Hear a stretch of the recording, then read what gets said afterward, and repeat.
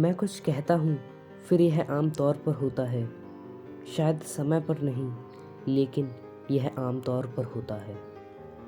ऐसा कहना है सर इलॉन मस्क का, जिन्होंने PayPal, Zip2, X dot com, SpaceX, Solar City, Hyperloop, OpenAI, Neuralink, the Boring Company और टेस्ला मोटर्स जैसी बड़ी कंपनियां खोली। आज की इस वीडियो में हम जानेंगे कि कैसे एक साधारण से साउथ अफ्रीकन परिवार के बेटे ने करोड़ों की कंपनियां खोली और कैसे उन्होंने सिर्फ 2 दिन में ही कोडिंग सीखकर मात्र 12 साल की उम्र में एक पीसी गेम बना डाला। और मैं आपको बता दूं कि इलॉन मस्क अभी हाल ही में फोर्ब्स के अनुसार दुनिया के सबसे धनी व्यक्ति भी रहे हैं। तो आज की वीडियो में हम जानेंगे इलॉन मस्क की पूरी जीवन कथा।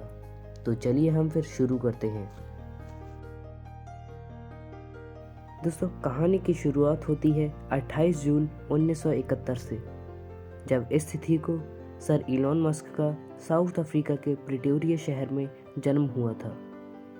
दोस्तों, जब 12 साल की एक छोटी सी उम्र में बच्चे खेलते कूदते हैं, तब उस उम्र में सर इलॉन मस्क को कंप्यूटर में बेहद रुचि हो गई थी और 12 साल की एक छोटी सी उम्र में ही इलॉन मस्क ने एक ब्लास्टर नाम का पीसी गेम बना डाला, जिसे बाद में उन्होंने $500 में एक company PC and office technology को बेच दिया।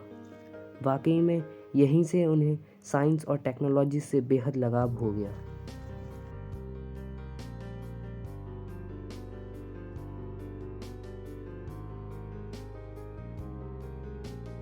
दोस्तों, इलॉन मस्क के पिता की अगर बात की जाए तो उनका नाम है इरॉन मस्क और वो पेशे से एक पायलट होने के साथ साथ एक इंजीनियर भी थे।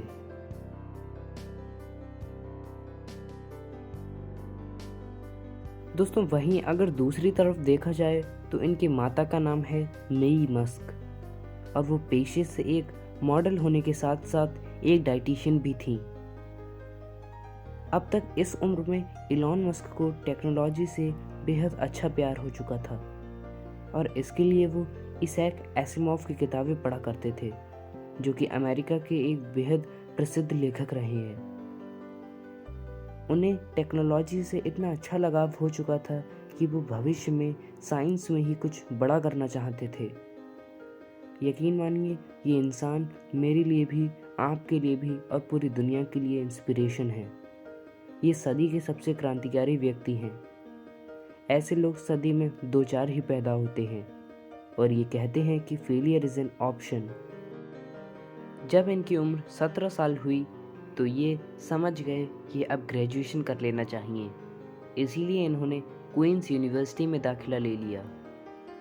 दाखिला लेने के मात्र 2 साल बाद ही वो यूनिवर्सिटी ऑफ पेंसिल्वेनिया चले गए, जहाँ पर उन्होंने फिजिक्स में डिग्री ऑफ बैचलर हासिल की 1992 में। दोस्तों, इलॉन मस्क अब तक तो बहुत अच्छे से समझ चुके थे कि अगर वो कॉलेज में रहे तो वो साइंस की दुनिया में कुछ बड़ा नहीं कर पाएंगे। इसीलिए उन्होंने तय करा कि वो इसी साल मतलब 1995 में अपने भाई किम्बल के साथ एक कंपनी खोलेंगे, जिसका नाम उन्होंने ज़िप2 रखा। इस कंपनी को कुछ सालों बाद ही एक बड़ी कंपनी कॉम्पैक को $307 मिलियन में बेच दिया गया। यहाँ से तो आप बस गिनिएगा कि कितनी कंपनियां मस्क ने खोली। 1999 में एक्स.कॉम कंपनी में उन्होंने 7% के शेयर के साथ $10 मिलियन इन्वेस्ट कर दिए। आगे जाकर एक्स.कॉम एक बड़ी कंपनी के साथ जुड़ गई, जिसका नाम था कॉन्फिनिटी, और वहाँ से एक नई कंपनी निकली पेपैल, जो आज विश्व भर में अपने मनी ट्रांसफ़र सर्विस के लिए जानी जाती है। 2002 में ईबे ने पेपैल को खरीद लिया, एक बहुत बड़ी रकम देकर, $1.5 बिलियन की रकम देकर ईबे ने उसे खरीद लिया। और मस्क क्योंकि सबसे बड़े शेयर होल्डर थे पेपैल के, इसलिए उन्हें इस डील के बाद $165 मिलियन मिले, जो कि एक बहुत बड़ी रकम थी। दोस्तों अगर वो चाहते तो वो रईस बनकर 165 मिलियन डॉलर में बहुत ऐश कर सकते थे, पर उन्होंने ऐसा नहीं करा। उन्होंने उसी साल एक और नई कंपनी स्पेस एक्स खोलने का प्रस्ताव रखा, जो कि एक प्राइवेट कंपनी थी। ये कंपनी खोलने से पहले वो एक रॉकेट साइंटिस्ट बनना चाहते थे, पर उन्होंने कभी किसी स्कूल में और किसी यूनिवर्सिटी में दाखिला नहीं लिया। उन्होंने अपने दम पर किताबें पढ़कर ही रॉकेट साइंस सीखी और वो एक रॉकेट साइंटिस्ट बन गए। दोस्तों आपको बता दिया जाए कि स्पेस एक्स दुनिया की पहली ऐसी कंपनी है जिसने रीयूजेबल रॉकेट्स बनाए। ऐसा काम इससे पहले ना ही तो नासा ने किया था और ना ही इसरो जैसी बड़ी कंपनियां कर पाई थी। रीयूजेबल रॉकेट्स को बनाने के लिए इलॉन मस्क सबसे पहले रशिया गए और उन्होंने वहाँ साफ कह दिया कि मुझे एक ऐसे प्रोजेक्ट पर काम करना है। दोस्तों बता दिया जाए आपको कि रशिया उस समय का सुपर पावर था, अमेरिका नहीं। इसलिए ऐसी टेक्नोलॉजी तो बस वहीं पर होनी थी। साइंटिस्ट ने भी वहाँ पर साफ कह दिया कि ऐसे प्रोजेक्ट के लिए $8 मिलियन लगेंगे। ये कीमत तो वाकई में बहुत बड़ी थी। मस्क ने सोचा कि क्यों ना मैं अमेरिका में खुद अपने दम पर ये करूं। बस फिर तो काम शुरू हो गया। पर ऐसा नहीं है कि परेशानियां नहीं आईं। पहले लॉन्च में तो रॉकेट ही ब्लास्ट हो गया लॉन्च के समय। दोस्तों दूसरे अटेम्प्ट में रॉकेट ऑर्बिट से बाहर ही नहीं निकल पाया, पर तीसरे अटेम्प्ट में रॉकेट ऑर्बिट से बाहर तो निकला, पर जैसे ही वो बाहर निकला वैसे ही ब्लास्ट हो गया। अब तक तो जो इन्हें पैसा पेपैल के शेयर से मिला था वो भी समाप्त होने वाला था।